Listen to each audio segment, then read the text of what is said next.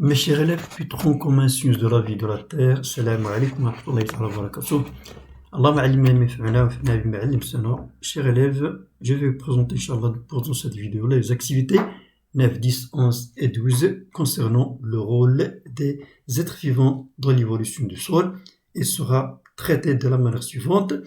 Comment va-t-on faire en mettre en évidence la flore, c'est-à-dire l'ensemble des plantes et la faune, l'ensemble des animaux et l'action ou bien l'impact mécanique des êtres vivants et puis l'impact chimique des êtres vivants sur le sol. Alors, barakassillah, commençons par cette première activité, le rôle des êtres vivants dans l'évolution du sol, et on va vous montrer comment mettre en évidence la faune du sol.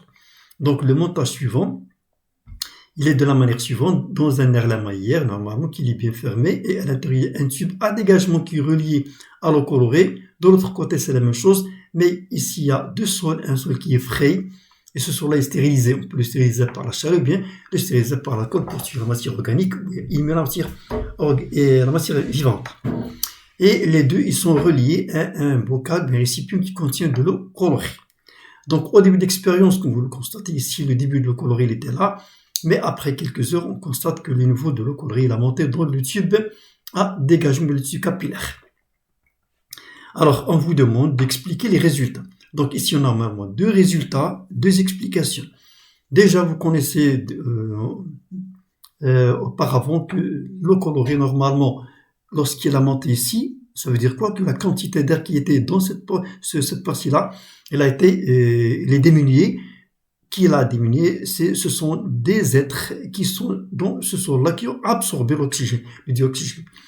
L'au-dessus, il est là, il est trouble, mais celui-là, il est clair. Ça veut dire que il y a à l'intérieur du sol des êtres qui ont dégagé le CO2 qui a troublé l'au-dessus qui était là.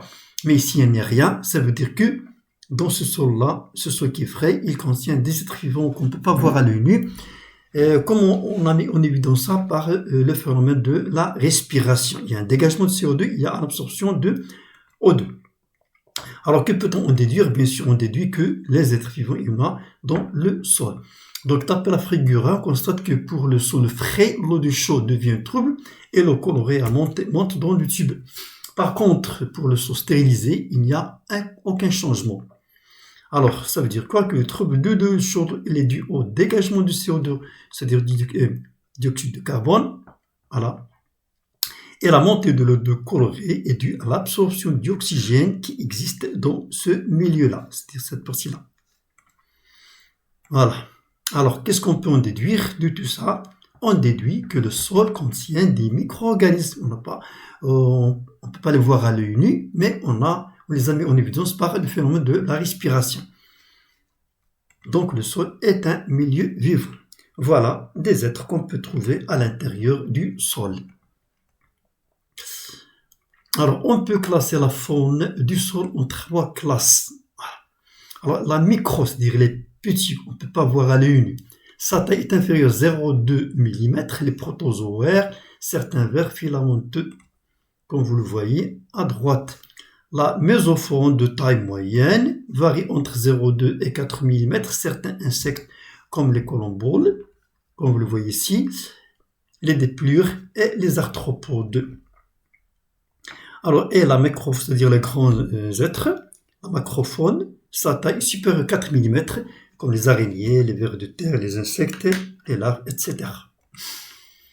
Alors, notre technique pour mettre en évidence les êtres qui se trouvent dans le sol, à l'aide d'un dispositif que vous connaissez déjà en première année, cycle collégial, l'appareil de Berlez. La technique de Berlez se base sur le principe que les animaux vivant dans le sol fouillent la lumière sous l'action de la chaleur des lampes et tombent dans le flacon qui contient de l'alcool, permettant leur conservation. On peut ensuite les observer à l'eau binoculaire, puis les classer. Donc la figure 3 illustre certaines espèces appartenant à la faune du sol. Voilà des êtres qu'on peut observer lorsqu'on fait cette expérience.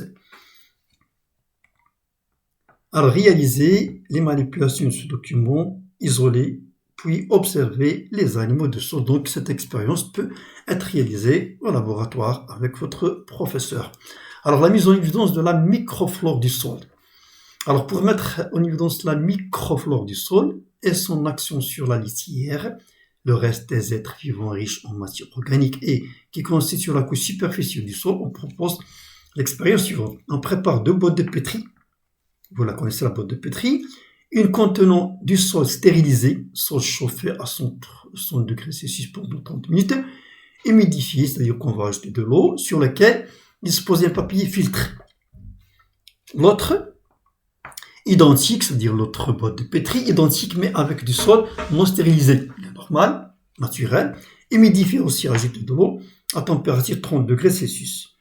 Alors, notez bien que le papier filtre est composé de cellulose, la matière organique, le résultat de l'observation microscopique, des taches et des filaments présents sur la botte de pétri à la fin de l'expérience, figure 1, comme vous le voyez ici. Donc, papier filtre sur un sol normal non stérilisé, voilà, la progression, semaine 1, la semaine 2, la semaine 3, on voit des points. Mais ici, il n'y a pas de changement pour le sol qui est stérilisé. Qu'est-ce qu'on peut voir? Il y a des colonies de bactéries et des filaments mycéliens.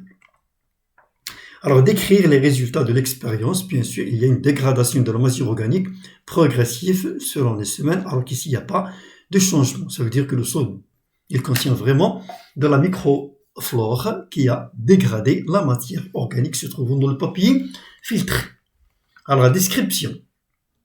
Donc, aucune modification n'est observée sur le papier filtre sur le sol stérilisé. Par contre, celui du sol normal est complètement décomposé et présente des taches colorées et des filaments à la fin de l'expérience. Alors, qu'est-ce qu'on peut en déduire? D'après la figure 2, on déduit que ces taches et ces filaments représentent des bactéries, des champignons, des actinomycètes. De ce fait, on peut en déduire que ce sont des micro-organismes appelés microflores qui sont responsables de la décomposition de la matière organique. Voilà un exemple. Un des actinomycètes. Alors, l'action des êtres vivants sur le sol. Action mécanique des êtres vivants. Maintenant, on va passer à l'activité suivante, la troisième.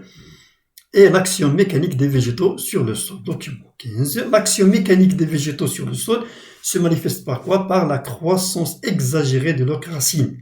Donc, lorsque les racines sont racines à l'intérieur du sol, lorsqu'ils agrandissent, ils vont élargir les composants du sol qui traversent les couches du sol et les fissures existantes au niveau de la roche-mère.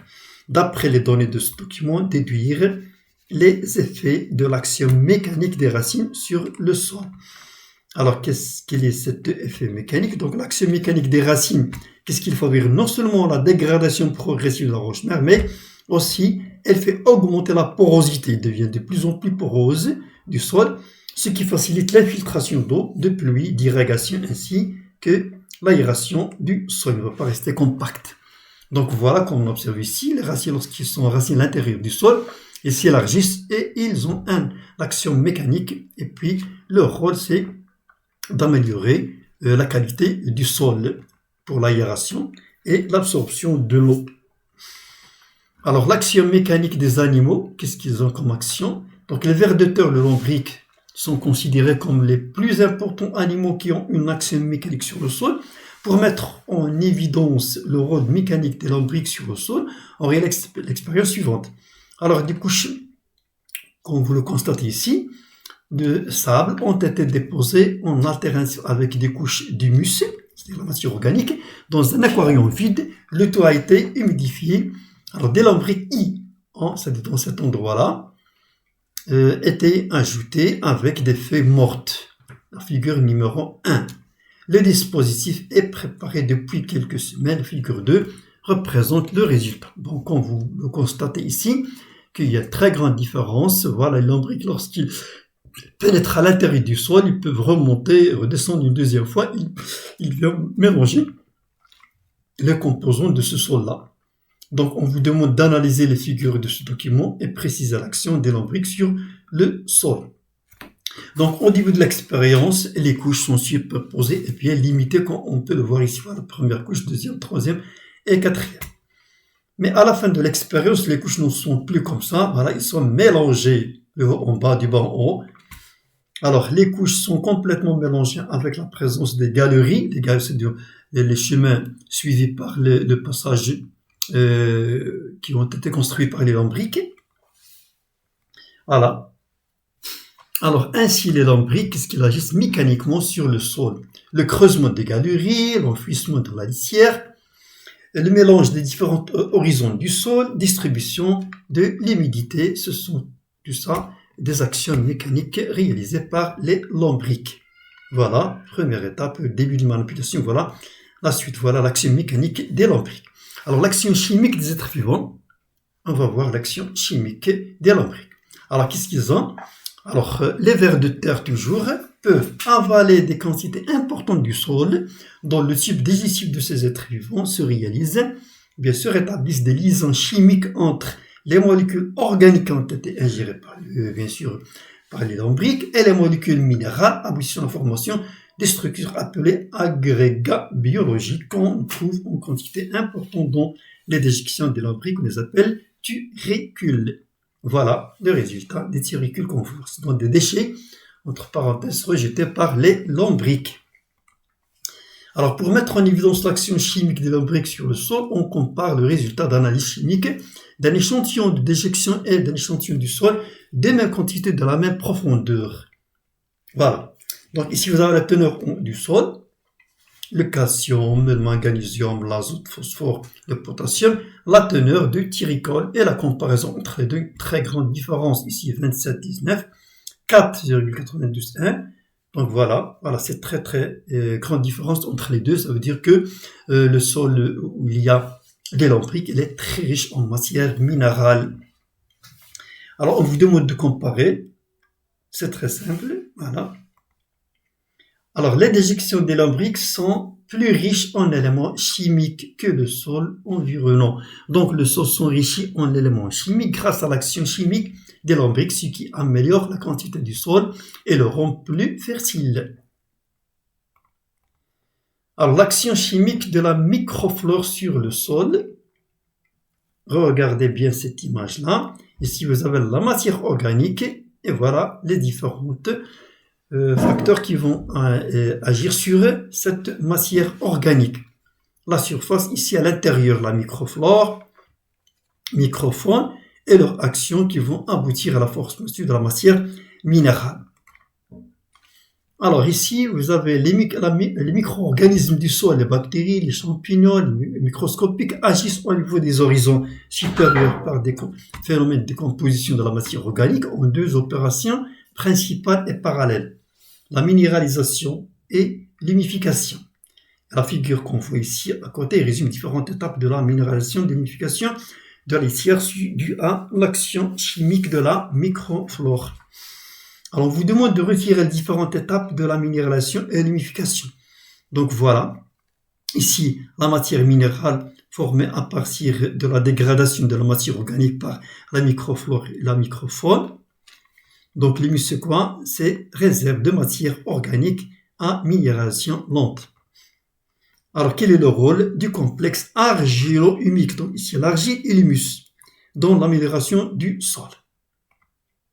Alors voilà ce qu'on vient de voir. Donc l'humification, c'est quoi? Alors les molécules complexes de la matière organique qui forment la litière subissent une décomposition par la microflore du sol, les bactéries, les champignons, et se transforment en composés simples formant l'humus. C'est l'humification. À partir de la lignite, c'est une substance qui se trouve dans les plantes, dans les végétaux, et la cellulose aussi, incomplètement dégradée, apparaissent des molécules de grande taille appelées les acides humiques.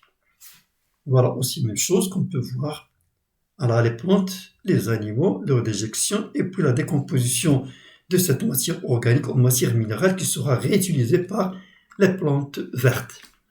Alors la minéralisation, parallèlement à l'humification et la décomposition complète de certaines molécules organiques, ce qui engendre la formation de molécules minérales telles que le dioxyde de carbone CO2, l'ammoniac NH3, de l'hydrogène H2, du méthane SCH4, etc.